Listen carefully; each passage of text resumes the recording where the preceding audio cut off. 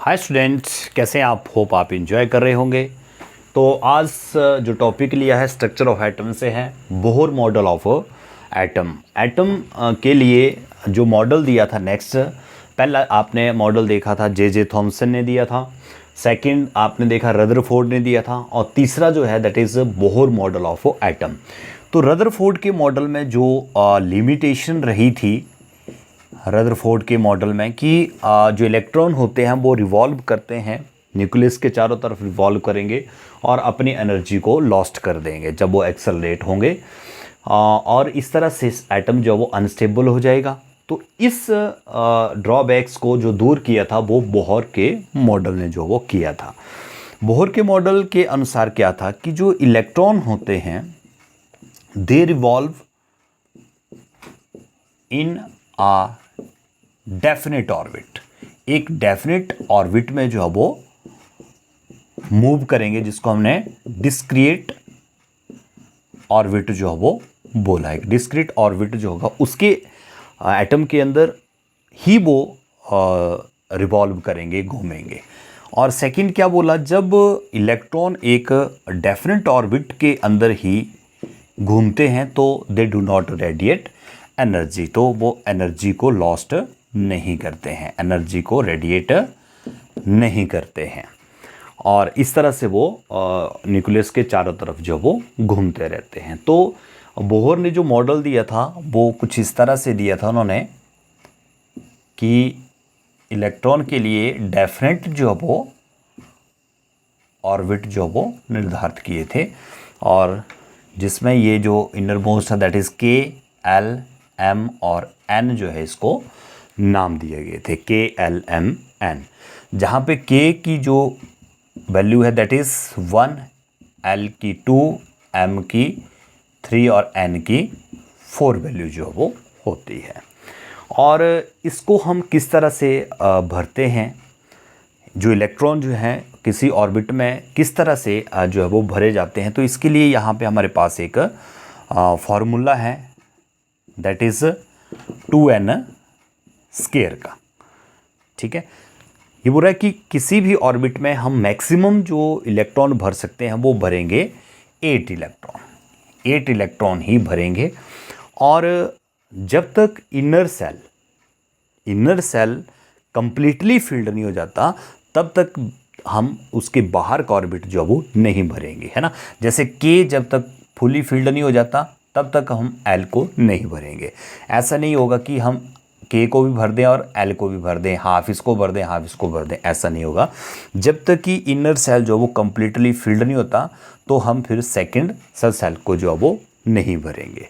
और भरेंगे कैसे इसको, 2n स्क्वायर का फार्मूला है। देखो, जैसे अगर हम के की बात करें, यहाँ पे जो के है हमारे पास ऑर्बिट, तो उसमें 2n की वैल्यू आएगी वहाँ पे 1 का स्क्वायर, यानी कि 2 इंटू 1 का स्क्वायर 1 नहीं होता है, तो ये आएगा 2 इलेक्ट्रॉन। तो के सब सेल में हम 2 इलेक्ट्रॉन जो वो मैक्सिमम 2 इलेक्ट्रॉन जो वो भर सकते हैं।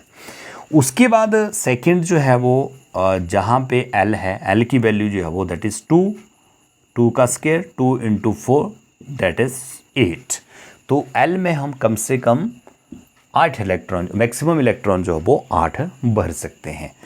इस तरह से एम में हम भरेंगे, यहाँ पे एन की वैल्यू 3 है तो 2 इंटू 9 यानी कि 18, तो इसमें हम मैक्सिमम 18 इलेक्ट्रॉन जो वो भर सकते हैं। और जो एन है उसमें हम भर सकते हैं 2 इंटू 4 का स्क्वायर 16 32, तो इसमें हम भर सकते हैं 32 इलेक्ट्रॉन जो वो भर सकते हैं। तो इस तरह से हम इस ऑर्बिट में जो है वो इलेक्ट्रॉन को भर सकते हैं, है ना। और इसमें रूल मैंने आपको बता दिए कि मैक्सिमम जो आउटर मोस्ट में भरेंगे वो हम 8 इलेक्ट्रॉन जो वो भरते हैं। जो आउटर मोस्ट इलेक्ट्रॉन को, जो इनर मोस्ट है दैट इज़ उसमें तो हम 2 ही भरते हैं, बाकी जो होंगे उसमें हम 8 इलेक्ट्रॉन जो मैक्सिमम भर सकते हैं। और सेकंड मैंने बताया कि जब तक इनर सेल जो है वो कम्प्लीटली फिल्ड नहीं होगा तब तक हम जो आउटर मोस्ट होगा उसको नहीं भरेंगे। जैसे 1-2 एग्जाम्पल लेके हम इसको भरने की कोशिश करते हैं, कैसे हम इलेक्ट्रॉन को भरेंगे। जैसे मैं कार्बन का एग्जाम्पल लेता हूँ, नाइट्रोजन का ले लेता हूँ, एक मैग्नीशियम का ले लेता हूँ और एक क्लोरीन का ले लेता हूँ। मैं इस 4 एग्जाम्पल को हम करने की कोशिश करेंगे। जैसे कार्बन का एटॉमिक नंबर होता है 6, तो इसको हम कैसे भरेंगे, 2, मैंने बोला 2 भरेंगे इनर में, है ना, उसके बाद बच जाएंगे 4, तो 4 जो है वो बाहर भर दिए जाएंगे। जैसे ये KSSL है तो इसमें 2 इलेक्ट्रॉन भरेंगे और जो बाहर होंगे उसमें 1 2 3 4 इसमें हम भरेंगे इस तरह से। 7 की अगर बात करें तो इसमें 2 अंदर भर दिए हमने, है ना, इस तरह से 2 हमने अंदर भर दिए और अगले में हमने 5 भरने हैं, 2, 5, 7 हो गए ना, 1 2 3 5, है ना, तो 2, 5 जो है वो इसमें हम भरेंगे। और मैग्नीशियम का जैसे एटॉमिक नंबर 12 होता है तो इसमें भरेंगे 2, इनर में 2 आ जाएंगे, फिर मैक्सिमम आगे कितने भरेंगे हम, 8 और 2 10 और फिर बच के 2। तो इसको हम किस तरह से भरेंगे, K में भर दिया हमने 2, L में भर दिया हमने 8 और फिर बच गए हमारे पास 2। तो इसको हम इस तरह से जो भरते हैं। और क्लोरीन का है जैसे 17 है, 2 8 7, तो इसमें हम इनर में वैसे ही 2 भरेंगे, उसका जो नेक्स्ट होगा उसमें मैक्सिमम 8 भरेंगे, है ना, 1 2 3 4 5 6 7 8 और फिर बच गया हमारे पास 7, तो नेक्स्ट में हम 7 भरेंगे, 1 2 3 4 5 6 और ये 7, ठीक है। तो इस तरह से जो है हम किसी एटम के अंदर इलेक्ट्रॉन को भरते हैं और इसको हम क्या बोलते हैं, इलेक्ट्रॉनिक विन्यास भी हम इसको बोलते हैं, ठीक है।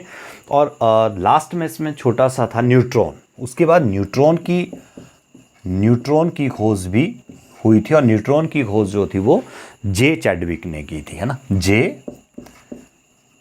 जे चैडविक ने जो है वो न्यूट्रॉन की खोज की थी। और न्यूट्रॉन जो था दैट इज उसके पास जो है वो कोई भी चार्ज नहीं होता है, इसलिए इसको हम न्यूट्रल भी बोलते हैं। न्यूट्रल मतलब इसके ऊपर ना तो पॉजिटिव चार्ज है ना तो ही नेगेटिव चार्ज है। And its atomic mass is same as that of atomic mass of proton और न्यूट्रॉन का जो एटॉमिक मास है दैट इज सेम, दोनों का एटॉमिक मास जो है वो बराबर ही होता है ना। और इन दोनों का प्लस करके जो है वो एटॉमिक मास आता है एटम का, है ना। एटॉमिक मास जो आता है, जो प्रोटॉन का मास होगा और जो न्यूट्रॉन का मास होगा वो ही एटॉमिक का मास होगा, उसी को हम एटॉमिक मास जो है वो बोलते हैं। तो प्रोटॉन का मास और प्लस न्यूट्रॉन का जो मास होगा उसको प्लस करके ही एटॉमिक मास जो है वो आता है, ठीक है। तो ये था बोहर मॉडल, और बोहर मॉडल में किस तरह से हम इलेक्ट्रॉन को जो वो भरते हैं, बोहर भरी रूल के अनुसार जो हम किस तरह से इलेक्ट्रॉन को भरते हैं, और थोड़ा सा न्यूट्रॉन के बारे में था। तो आज के लिए बस इतना ही, थैंक यू।